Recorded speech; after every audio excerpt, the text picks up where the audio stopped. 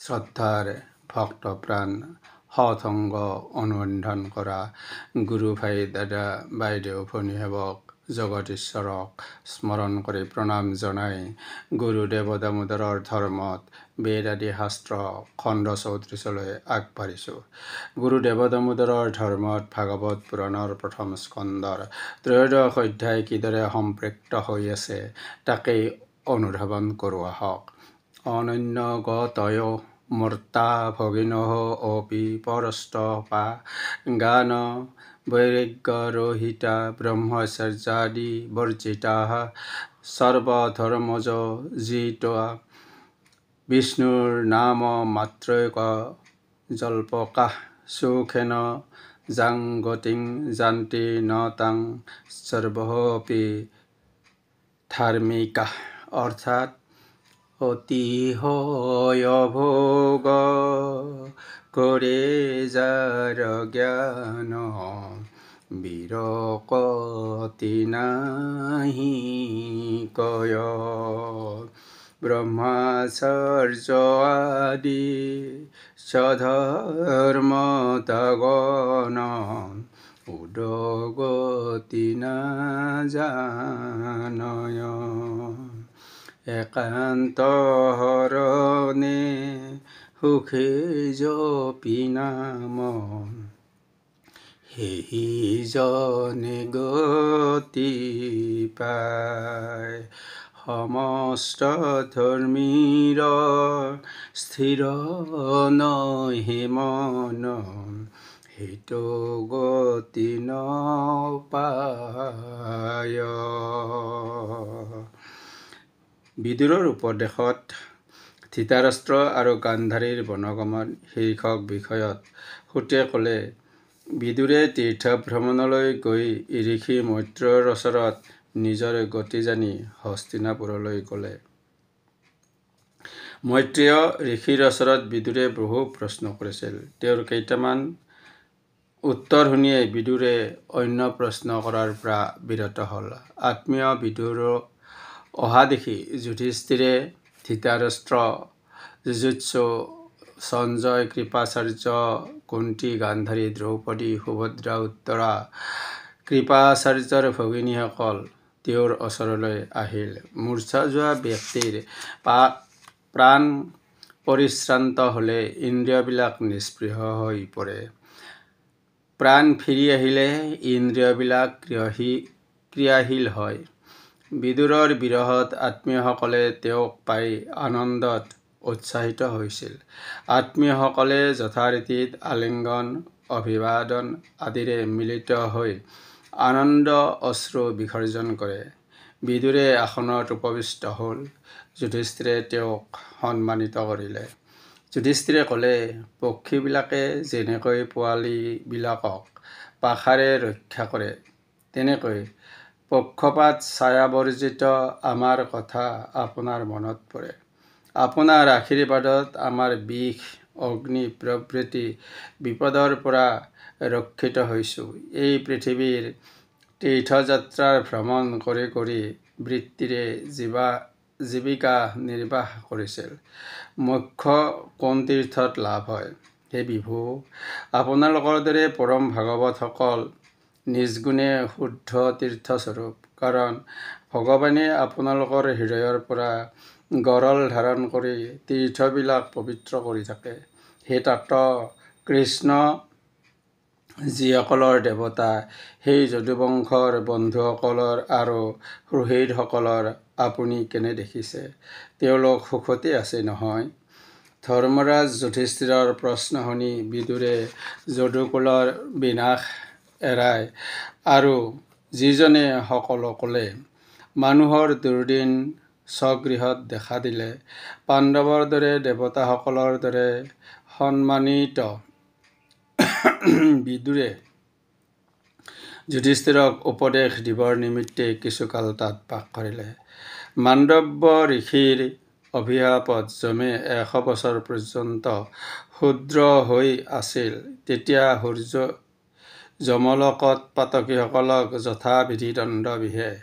যুধিষ্ঠিৰে ৰাজ্য লাভ কৰি বংশধৰ পুত্ৰ পৰীক্ষিতক দেখি ইন্দ্ৰ আদি লোকপাল তুল্য ভাইসকলৰ সতে পৰম আনন্দিত হ'ল।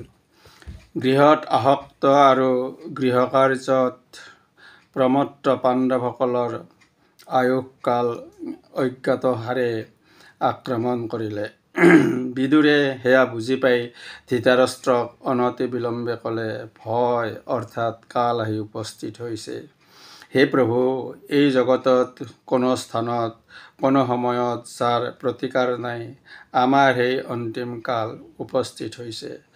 যি মৃত্যুৰূপ কালগ্ৰস্ত হৈ মানুহে প্ৰিয়তম প্ৰাণৰ পৰা বিযুক্ত হৈ আৰু অন্য ধন প্ৰভৃতিৰ কথা কি ক'ম। মহাৰাজ, আপোনাৰ পিতা, ভ্ৰাতা, সুহৃদ আৰু পুত্ৰসকল নিহত হৈছে। আপোনাৰ বয়সো হৈছে, দেশ জৰাগ্ৰস্ত। এতিয়া আনৰ গৃহত বাস কৰিছে কিয়? আপুনি জন্মৰ পৰাই অন্ধ, এতিয়া আকৌ বধিৰ আৰু বুদ্ধিহীন হৈছে। আপোনাৰ দাঁতবিলাক শিথিল হৈছে। অজীৰ্ণজনিত মন্দাগ্নিয়ে আপোনাক আক্ৰমণ কৰিছে। এতিয়াও সানুৰাগত কিয় ইয়াত বাস কৰি আছে? হায়, জীৱৰ জীৱিত আশা কি যে ফলৱতী! যি আশাত আপুনি আপোনাৰ পুত্ৰহন্তা ভীমৰ প্ৰদত্ত অন্ন গৃহপাশত কুকুৰৰ দৰে ভোজন কৰিছে, হে মহাৰাজ, যাৰ বিনাশ কামনা কৰি অগ্নিত নিক্ষেপ কৰিছিল, বিষ দিছিল, পত্নীসকলক অপমানিত কৰিছে, যাৰ ৰাজ্য আৰু সম্পত্তি অপহৰণ কৰিছিল, সেই লোকে প্ৰদত্ত অন্ন আদিৰ দ্বাৰা প্ৰাণ ধাৰণৰ প্ৰয়োজন আছে নেকি? এইদৰে দৈন্য অনুভৱ কৰিও জীৱিত থাকিব ইচ্ছা কৰিছে। পুৰাতন বস্ত্ৰৰ দৰে আপোনাৰ অনিচ্ছা সত্ত্বেও আপোনাৰ দেহ জৰাগ্ৰস্ত হৈ জীৰ্ণ ক্ষয় পাইছে। যিয়ে অসমৰ্থ হৈ ধন, পুত্ৰ আদি আৰু দেহ অভিমান পৰিত্যাগ কৰি সকলোৰে অগোচৰত গৃহত্যাগ কৰে, তেওঁ বীৰ বুলি কথিত হয়। যাৰ দ্বাৰা যশ বা ধৰ্ম কোনো পূৰণ হোৱাৰ আশা নাই, সেই মোহ জৰা আদি ব্যাকুল দেহক যিয়ে পৰিত্যাগ কৰে, তেওঁৱেই বীৰ। নিজৰ পৰা অথবা আনৰ উপদেশত যিয়ে এই জন্মৰ নিৰ্ণয় বেদ প্ৰাপ্ত হৈ মনৰ বশীভূত হৈ শ্ৰীহৰিত ধাৰণ কৰে, তেওঁ শ্ৰেষ্ঠ মানৱ। আপুনি আত্মীয়সকলৰ অগোচৰত উত্তৰ দিশত অৰ্থাৎ হিমালয় অভিমুখে যাওক। ইয়াৰ পিছত গ্ৰীষ্মকাল আহিব। অনুজ বিদুৰৰ কথাত প্ৰৱৰ্তিত হৈ জন্মান্ধ ৰজা ধৃতৰাষ্ট্ৰ চিত্ৰৰ দৃঢ়তাবশত আত্মীয় স্বজনৰ স্নেহ জৰি ছিন্ন কৰি গৃহৰ পৰা বাহিৰ হ'ল। সুবল ৰজাৰ কন্যা পতিব্ৰতা সুশীলা গান্ধাৰীয়ে পতিক অনুগমন কৰিলে। হিমালয় দুৰ্গম হ'লেও সেয়া তেওঁলোকৰ বাবে আনন্দদায়ক হৈছিল। অজাতশত্ৰু মহাৰাজ যুধিষ্ঠিৰে সন্ধ্যা বৰ্ণনা আদি কৰি ব্ৰাহ্মণসকলক তিল, গাভী, ভূমি, অন্ন দান কৰি গৃহত প্ৰৱেশ কৰিলে। তেওঁ বিদুৰ, ধৃতৰাষ্ট্ৰ আৰু গান্ধাৰীক দেখা নাপালে। তাত উপবিষ্ট সঞ্জয়ক জিজ্ঞাসা কৰিলে, হে সঞ্জয়, বৃদ্ধ অন্ধ আমাৰ পিতামাতা কলৈ গ'ল? পুত্ৰ শোকত কাতৰ মাতৃ গান্ধাৰী আৰু আমাৰ হিতকাংক্ষী পিতৃব্য বিদুৰেই বা কলৈ গ'ল? আমাৰ কিবা পাপ কল্পনা কৰি দূষিত হৈ ভাৰ্যাৰ সৈতে ধৃতৰাষ্ট্ৰ গংগাত পতিত হ'ল নেকি? আমাৰ পিতা পাণ্ডুৰ মৃত্যুৰ পিছত ভাতুষপুত্ৰই আমাক বিপদৰ পৰা ৰক্ষা কৰাই সেই দুজন পিতৃব্য বিদুৰ আৰু ধৃতৰাষ্ট্ৰৰ এতিয়া কলৈ গ'ল? সূতে ক'লে, নিজ গৃহত ধৃতৰাষ্ট্ৰক নেদেখি সঞ্জয়ে প্ৰত্যুত্তৰ নকৰিলে। তেওঁ দুই হাতেৰে চকুৰ পানী মচি বুদ্ধিৰে মনক প্ৰকৃতস্থ কৰিলে। তেওঁ ক'লে, হে কুলনন্দন, তোমালোকৰ পিতৃব্য দ্বয় আৰু গান্ধাৰী কোন ক'ত নাজানো। হে মহাবাহ, সেই মহাত্মাসকলৰ দ্বাৰা আমি বঞ্চিত হৈছোঁ। এনে সময়ত খঞ্জনী হস্তে ভগৱান নাৰদ তালৈ নামি আহিল। মহাৰাজ যুধিষ্ঠিৰে অভিবাদন কৰি তেওঁক অৰ্চনা কৰিলে। যুধিষ্ঠিৰে জানিব ইচ্ছা কৰিলে, হে ভগৱান, আমি পিতৃব্যদ্বয়ৰ কোনো সংবাদ জনা নাই। ইয়াৰ পৰা তেওঁলোক কলৈ গ'ল? নিহত পুত্ৰশোকত কাতৰ আৰু তপস্বীৰ দৰে কলৈ গ'ল? আপুনি আমাক শোকসাগৰৰ পৰা উদ্ধাৰ কৰক।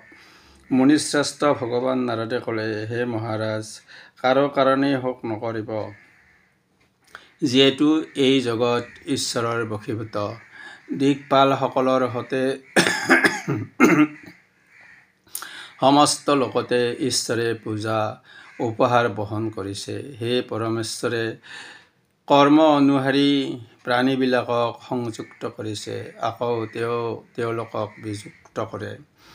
বেদৰ দৰে গভীৰ তত্ত্বৰে ব্ৰাহ্মণ, ক্ষত্ৰিয় প্ৰভৃতি নামৰূপ জৰীৰে বদ্ধ জীৱবিলাক শাসন পালন কৰে। ক্ৰীড়াকাৰীৰ ইচ্ছাত কাষ্ঠময় পশুপক্ষীৰ মিলন আৰু বিচ্ছেদ হয়। ঈশ্বৰৰ ইচ্ছাত জীৱগণৰ সংযোগ আৰু বিয়োগ হৈ থাকে। সন্ত্ৰস্ত ব্যক্তিয়ে যেনেকৈ আনক ৰক্ষা কৰিব নোৱাৰে, কামৰ গুণৰ অধীনত পঞ্চভৌতিক দেহে আনক কেনেকৈ ৰক্ষা কৰিব পাৰে? হে মহাৰাজ, এই জগতৰ ভগৱানে সৎপ্ৰকাশক জীৱবিলাকৰ অন্তৰ্যামী আত্মা, যিয়ে ভক্তাৰূপত দেহৰ ভিতৰত আৰু ভোগ্যৰূপত বাহিৰত অৱস্থান কৰে। এয়া মায়াৰ খেলা। ধৃতৰাষ্ট্ৰই ভ্ৰাতা বিদুৰ আৰু ভাৰ্যা গান্ধাৰীৰ সৈতে হিমালয়ৰ দক্ষিণ দিশত ঋষিসকলৰ আশ্ৰমত গৈছে। তাত স্বৰ্গবাহিনী গংগাৰ 7জন ঋষিৰ প্ৰীতিৰ কাৰণে পৃথক 7 স্ৰোত নিজকে বিভক্ত কৰিছে।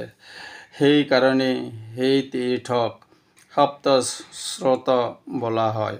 সেই তীৰ্থত ত্ৰিকাল স্নান কৰি যথাবিধি অগ্নিৰ হোম কৰি তেওঁ অৱস্থান কৰিছে। এতিয়া তেওঁৰ মনত কোনো বিষয় বাসনা নাই। তেওঁ আসন আৰু উচ্ছ্বাস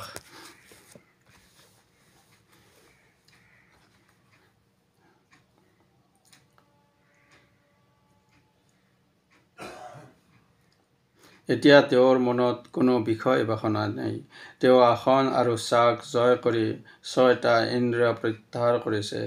হৰিৰ ভগৱানৰে সত্ত্ব, ৰজ আৰু তমগুণৰ মালিন্য দূৰ কৰিছে। অহংকাৰত অস্পদ মনত বিজ্ঞানাত্মা সংগবদ্ধ বুদ্ধিত সংযোগ কৰিছে। বুদ্ধি অহংকাৰৰ পৰা বিচ্ছেদ কৰি এই ক্ষেত্ৰপাশক এক কৰিছে। ঘৰ ভাঙি যোৱাজনৰ উপস্থিতি আকাশ, যি মন আকাশত পৰিণত হয়, তেনেকৈ তেওঁ আত্মাক পৰমাত্মাৰ লগত এক কৰি দিছে। হে মহাৰাজ, যিজনে অখিল কৰ্ম সন্ন্যাস কৰি কৃত হৈছে, সেইজন ধৃতৰাষ্ট্ৰ শ্ৰেয়। তুমি বিঘ্ন প্ৰতিবন্ধক নকৰিবা। আজিৰ পৰা পৰৱৰ্তী 5ম দিনত তেওঁ দেহত্যাগ কৰিব। সেই দেহ নিজৰ পৰাই ভস্মীভূত হ'ব। পৰ্ণশালাৰ সতে পতিৰ দেহ দগ্ধ হৈ থাকিলে পতিব্ৰতা গান্ধাৰী পতিৰ উদ্দেশ্যে অগ্নিত প্ৰৱেশ কৰিব। হে কৰোণানন্দন, বিদুৰে সেই আশ্চৰ্য ঘটনা দেখি একেধাৰে আনন্দিত আৰু শোকসঞ্চাত হৈ তীৰ্থসেৱাৰ নিমিত্তে সেই ঠাইৰ পৰা আঁতৰি যাব। এই কথা কৈ নাৰদে স্বৰ্গলৈ গ'ল। যুধিষ্ঠিৰে নাৰদৰ কথা শুনি শোকত্যাগ কৰিলে। এতদ্ধাতুৰ চিত্তানাং মাত্ৰা স্পৰ্শস্যয়া মোহ ভৱ সিন্ধু প্লৱো দৃষ্টো হৰি চৰ্যানুম বৰ্ণনম। যাৰা ইচ্ছা কৰে বিষয়ৰ শোক সংসাৰ সাগৰে ডুবে, হৰিৰ কীৰ্তনে আতুৰৰ নৌকা তৰে কৃষ্ণ নাম বলে গুৰু দামোদৰে কয় শিষ্যক এহি ভাগৱত মৰ্ম তপদান ব্ৰত ঋষিয়ে আচৰে শুনা সদাচাৰ যত চাৰি বেদে দেখা ব্ৰহ্মা হৰিহৰ বাৰম্বাৰ কহিলন্ত সততে কৃষ্ণৰ যিটো নাম স্মৰে এহিতো মহাভাগ্যৱন্ত। গুৰুদেৱ দামোদৰৰ ধৰ্মত বেদাদি শাস্ত্ৰ খণ্ড 34 সমাপ্ত। নমস্কাৰ। অনন্ত কুমাৰ শৰ্মা।